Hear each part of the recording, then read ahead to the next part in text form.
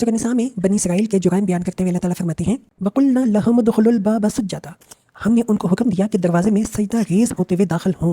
यानी हुक्म ये था कि जालिम और जाबर फातहों की तरह अकड़ते हुए ना घुसना, बल्कि नेक और खुदा तरसों की तरह आजिज़ाना शान के साथ दाखिल होना, जैसे हजूर पाक फतह मक्का के मौका पर मक्का में दाखिल हुए। और ये कि खुदा से अपनी खताओं की माफ़ी मांगते हुए जाना और लूट मार और कत्ल आम की बजाय शहर के लोगों में दरगुजर और आम माफ़ी का ऐलान करते हुए जाना, लेकिन उन्होंने इस हुक्म की नाफरमानी की। आगे अल्लाह ताला कहते हैं वकुल्ना लहुम ला तअदू फिस सबती, हमने उनसे कहा कि सब्त यानी कि हफ्ते का कानून ना तोड़ो।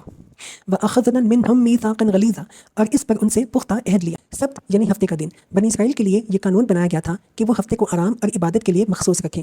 हफ्ते के दिन किसी किस्म का दुनियावी काम, इवन के खाना पकाने का काम भी ना खुद करे ना अपने नौकरों चाकरों से ले। इस बारे में यहाँ तक ताकीदे अहकाम थे कि जो शख्स इस मुक़द्दस दिन की हरमत को तोड़े वो वाजिबुल कत्ल है। लेकिन जब बनी इसराइल पर जवाल का दौर आया तो वो अलल ऐलान हफ्ते के दिन की बेहरमती करने लगे। इवन उनके शहरों में ओपनली हफ्ते के रोज़ तिजारत यानी कि ट्रेडिंग होने लगी और अल्लाह ने उनको पनिशमेंट के तौर पे बंदर बना दिया। फबिमा नक़दिहिम मीसाक़हुम, आखिरकार उनकी अहद चिकनी की वजह से, व कुफ्रिहिम बिआयातिल्लाह, और इस वजह से कि उन्होंने अल्लाह की आयत को झुठलाया, व क़त्लिहिमुल अंबिया बिग़ैरि हक़, और कई पैगम्बरों को नाहक कत्ल किया, व क़ौलिहिम क़ुलूबुना गुल्फ़, और यहाँ तक कह दिया कि हमारे दिल गलाफों में महफूज हैं। दर हकीकत यहूदी लोग तमाम झूठे जाहलों की तरह इस बात पर फ़ख्र करते थे कि जो ख़यालात और तस्बात और रस्म व रवाज हमने अपने बाप दादों से पाए हैं उन पर हमारा अक़ीदा इतना पुख्ता और पक्का है कि किसी तरह हम उनसे हटाए नहीं जा सकते।